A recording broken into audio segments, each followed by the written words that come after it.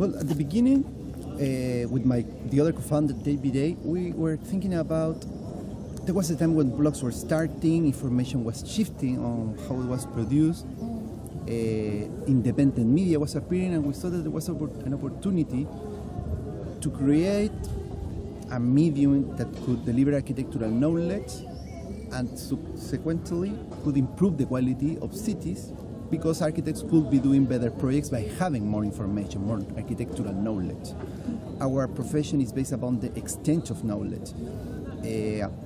Architects take a look at already built projects, extract essences, things that they want to look at the certain projects to create a new project, an iteration from that. And that then they publish it again to show it, and it's a constant evolution.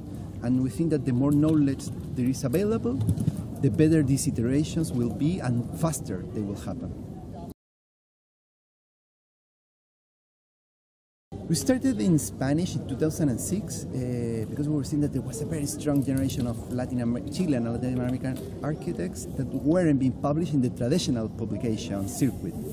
You know, that the big influential magazines are in Spain, here in Italy. For a young architect from Chile to get published there, it's to be part of a network of opportunities, get invitations for workshops, to restricted competitions. And we started to do this in a very obsessive way, to show a lot of information about the projects. In a way, we have an endless format, very flexible. So we started to publish the projects the way I wanted to see them, with a lot of details, with the statement from the architect, as many photos as we could, from a very objective point of view as well, like with a database-like structure. And we started to do this, and all of a sudden we found that we were becoming the source of fresh architecture for the world. The architects that we were publishing were being contacted by our editors from China, Japan, Italy, the US, and that started to work and gave us the perspective to think maybe this thing that we're doing in Spanish from Chile, from the end of the world, has potential. What should we do? Let's go to Spain, let's go to Mexico. We said, let's be global, so let's start doing it in English. Our previous site was Plataforma Arquitectura, that is saying for the Latin-speaking countries. And we decided to be global and start our daily in English. And over the years, we have found that this knowledge is very required in the emerging economies. These are countries that are going through a very rapid growth process related to construction, and they don't have enough architects. And what they are doing, they are importing architectural knowledge. This is what we are seeing in China, what we have been seeing in Indonesia, in these kind of economies. The countries that read up the most are exactly these ones, the emerging countries. So what we have been doing is also to understand that in some of them, English is not a predominant language. So we have started with our daily Brazil. We're soon to launch our daily China. And we would really like to open other country-specific art dailies for these emerging countries.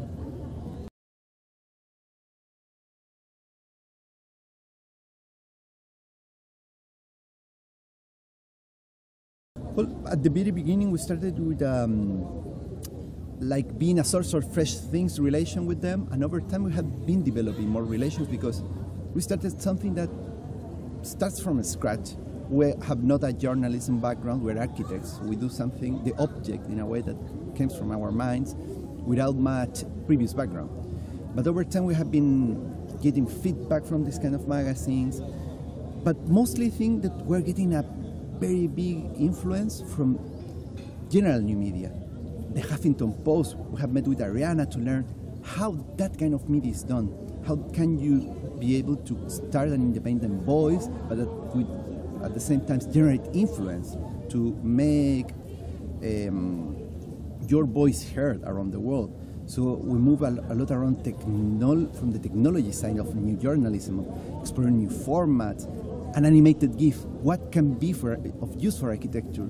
A short Instagram video to deliver a quick idea from an architect. So we're constantly evolving and getting a lot of feedback from the new media, from all these technology magazines, general magazines, politics magazines.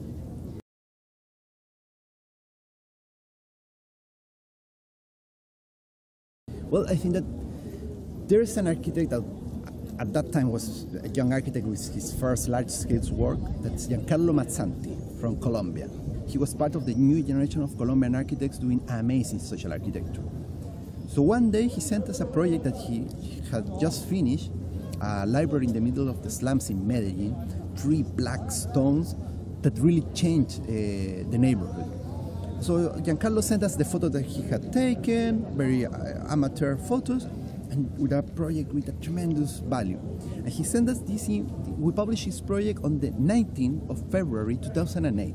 We remember this very exactly because on the 22, 3 days after, he sent us an email saying, "Hey David, thank you very much for the publication.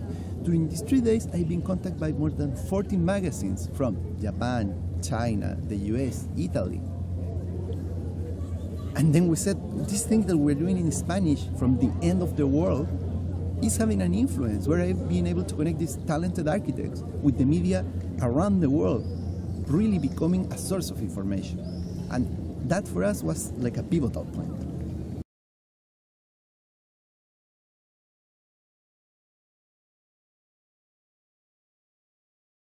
Well, in Santiago, we have always liked to work in a very collaborative environment. Me and my partner, we started working from the first thing that we bought was a table for the office. We together in an office. Very soon we were joined by who's now our architecture editor, the editor of the Spanish website, and we started to grow, like adding tables to the site. Now we have a newsroom in our Santiago office that is very long, in which our daily editors sit, our general architecture editor sit.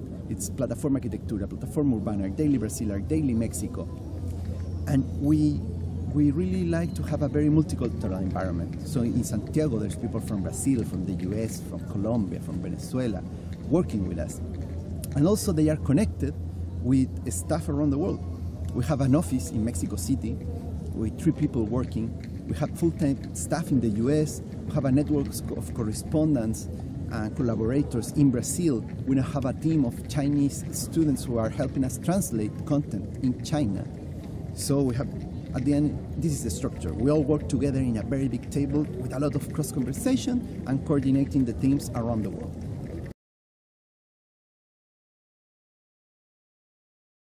Well, in a few weeks, we're going to launch our Daily China. That has been a tremendous effort, both technically, both editorial, and both in the networking aspect. So because the Chinese architecture landscape is changing very rapidly. They are switching from consuming architecture to create and export. So it's going to be a very interesting thing in the next years. Another thing that we're doing is to understand that we are creating this resource, an archive of architecture, also very aligned with what is happening at the Biennale. And we're helping and partnering with institutions who have very thorough archives to make that available online. We have been working with the Berlage Institute in the Netherlands to make their lecture archive from the 90s available to the general public. Rem Koolhaas in the 90s, David Chipperfield in the 90s, what they were thinking, what they were doing, and all of that is being available online thanks to this partnership. Also with the Mies van der Rohe Foundation, over these 25 years they have become an archive, a snapshot of what has happened in European architecture, and we're helping them to take that to the world. So these kind of things, I think that we're going to continue scaling, opening other art daily, country-specific art dailies, and partnering with more academic and institutional partners to help them take their content, their knowledge to the world.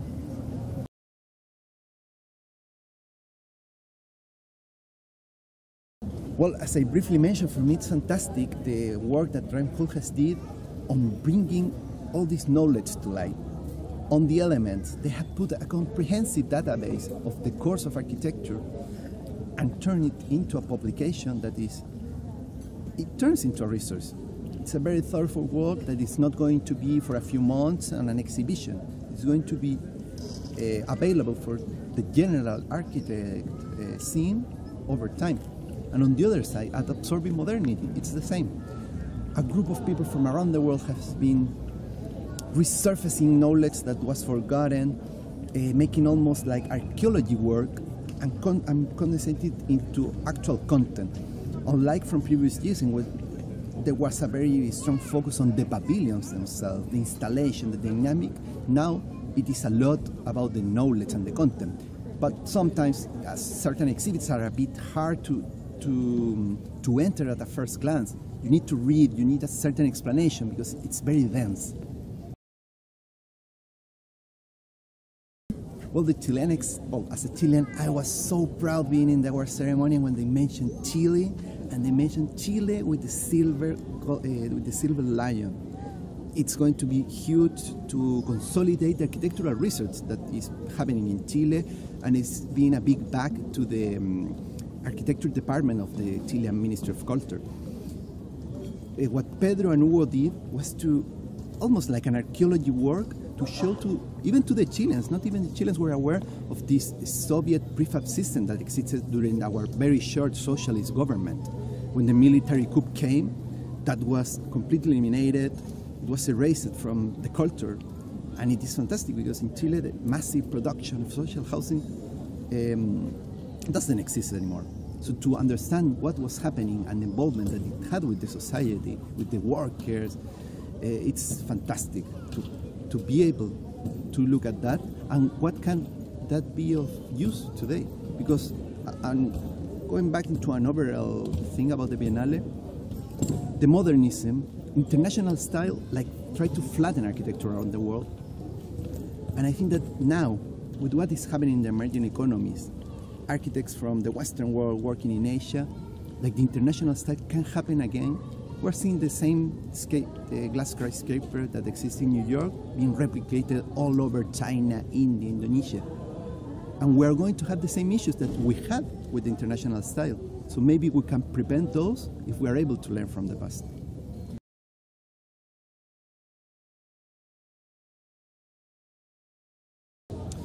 Well, maybe for the European architecture students this is obvious, but to travel, it's very important to get to know other cultures. When you get out of your comfort zone, when you get the distance to look at what you used to do, opens your mind. I think that for Art Daily has been very important that we're in the end of the world because it forces us to travel, it forces us to go to China, to go to the US. And for us, the world is the world. It's not, sometimes when you're in a big country like the US, you feel that your country is so big that that is the world and you don't look outside. Thankfully, here in Europe, you have the opportunity to very quickly and very cheaply go to see other countries, other cultures, other types of architecture. And I think that for every architecture student, it is essential to travel. Okay, thank you very much. No, thank you.